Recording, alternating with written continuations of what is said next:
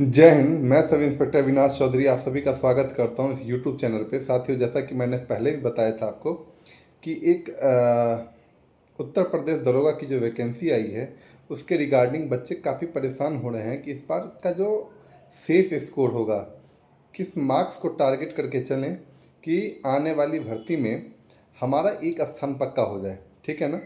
तो इसी के रिगार्डिंग काफ़ी एनालिसिस करने के बाद मेरा जो आकलन है कि आप पिछली बार का एक बार मेरिट लिस्ट को उठा के देख लेना। पिछली बार जब 9,534 वैकेंसी आई थी तब भी मैं अपने अपने साथियों को जो मेरे साथ तैयारी कर रहे थे या जो भी मेरे जानकार थे, मैंने सबको बताया था कि वैकेंसी कितनी भी बड़ी हो, मेरिट उसी 80% के आसपास जाएगी। मेरे बहुत सारे दोस्त इस बात को लेके डिसएग्री भी कर रहे थे कि नहीं, उत्तर प्रदेश में इतनी बड़ी वैकेंसी आज से पहले आई नहीं है और बहुत ज़्यादा वैकेंसी है, लगभग दोगुना तिगुना वैकेंसी आ गई है। तो मेरा नहीं मानना है, उन लोगों का कहना था कि 280 290 सेफ स्कोर होंगे, लेकिन मैं हमेशा से कहता था कि नहीं, 320 के आसपास ही सेफ स्कोर होगा। जब आप मेरिट को दोबारा देखोगे तो आप पाओगे कि 316 दशमलव कुछ नंबर जो है मेरिट लगी थी जनरल की। ठीक है ना। 316 नंबर को आप परसेंटेज में कैलकुलेट करोगे तो ऑलमोस्ट वो आपको 80% के आसपास ही आएगा। ये वो मार्क्स थे जो आफ्टर नॉर्मलाइजेशन थे। ठीक है ना।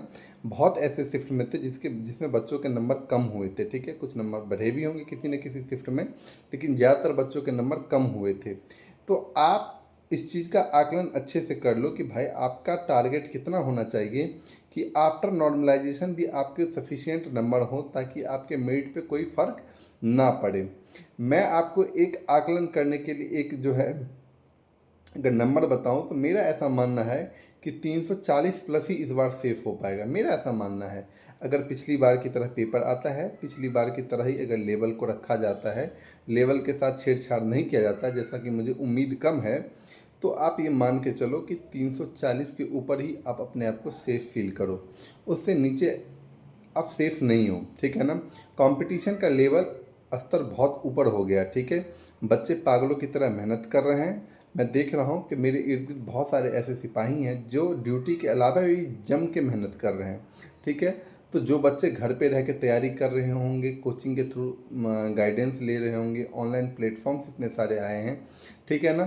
साथ ही साथ जो है आज के टाइम में रिसोर्स की किसी के पास कोई कमी नहीं है। तो मेरा ऐसा मानना है कि भाई जिस लेवल का मेहनत बच्चों के बीच में चल रहा है, 340 नंबर से नीचे आप सेफ नहीं फील कर सकते हो। ठीक है ना।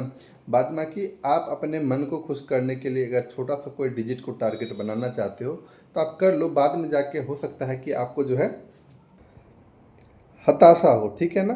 तो बेहतर है कि आप अपने टारगेट को ऊपर सेट करें, उसी के अकॉर्डिंग मेहनत करें, मॉक टेस्ट लगाएं, बार बार एनालाइज करें, जो भी सेक्शन आपके वीक पर रहे हैं उस सेक्शन को दोबारा जाके रिवीजन करें। यही तरीका है आपके नंबर बढ़ाने का। ठीक है ना। तो एक टारगेट मैंने दे दिया।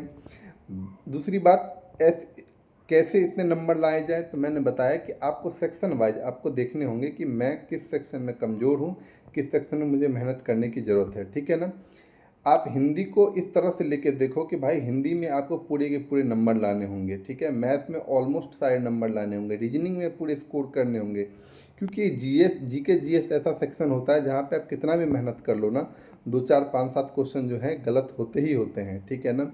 तो ये जो मैथमेटिक्स वाले टॉपिक्स हैं इसमें जम के मेहनत करो, प्रीवियस ईयर को बेस बनाओ। अब पिछली बार भी देख लेना, थोड़े बहुत कैलकुलेशन को अगर हटा दिया जाए, क्योंकि कैलकुलेटिव थोड़ा सा पेपर आ गया था, बाद बाकी क्वेश्चन बहुत टफ नहीं पूछे गए थे। यही नतीजा रहा था कि ज़्यादातर बच्चों ने पूरे के पूरे स्कोर करे थे, ऑलमोस्ट 100% स्कोर किया था। ठीक है। रीजनिंग में भी, रीजनिंग में बच्चों की पकड़ इतनी थी, इतना ज़्यादा प्रैक्टिस सेट लगा दिया था, इतनी ज़्यादा प्रैक्टिस हो गई थी ना कि वहाँ पे भी बच्चों ने पूरे के पूरे स्कोर किए। हिंदी जैसा कि सबको पढ़ने में लगता है कि बहुत आसान सब्जेक्ट है, लेकिन ऐसा है नहीं।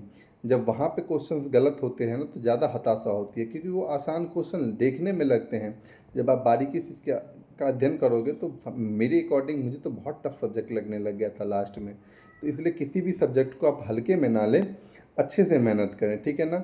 सब्जेक्ट वाइज एनालिसिस करें, प्रीवियस ईयर को ज़रूर बेस बनाए। देखो आपके नंबर अगर नहीं बढ़ रहे हैं ना, तो एक बार जाके प्रीवियस ईयर को जाके बार बार एक बार उससे गुजर जाए, जितने भी शिफ्ट के पेपर थे उसको एक बार पढ़ जाओ। देखो अपने आप आपके नंबर बढ़ जाएंगे, अपने आप आपके नंबर बढ़ जाएंगे, ठीक है ना। प्रीवियस ईयर का इंपॉर्टेंस बहुत ज़्यादा हो जाता है, वो आपको कंप्लीट आइडिया दे देगा कि पेपर का लेवल क्या होना है, आपकी तैयारी किस लेवल पे होनी चाहिए। उम्मीद करता हूँ कि ये वीडियो आपको काफ़ी इन्फॉर्मेटिव लगा होगा। बाद बाकी आप मेहनत करते रहो, मेहनत का कोई सब्स्टिट्यूट नहीं है, ठीक है ना। जितना आप मेहनत करोगे, जितना पसीना आप बहाओगे, आपकी कामयाबी उतनी ही निखरेगी, ठीक है ना। अभी आप अगले 6 महीने, मेरा ऐसा मानना है कि 6 महीने आपके पास टाइम है, अगले 6 महीने गायब हो जाओ, ठीक है ना। बिल्कुल सोसाइटी में मत देखो, अपना मेहनत करो, अपने मेंटल लेवल को बैलेंस रखो, ज़्यादा डाइवर्ट नहीं होना है, इधर उधर की बातों में नहीं लगना है। मेहनत करते रहो, 6 से 7 घंटे की स्टडी करो, मोर देन सफिशियंट है ये, आप ज़रूर कामयाब हो जाओगे।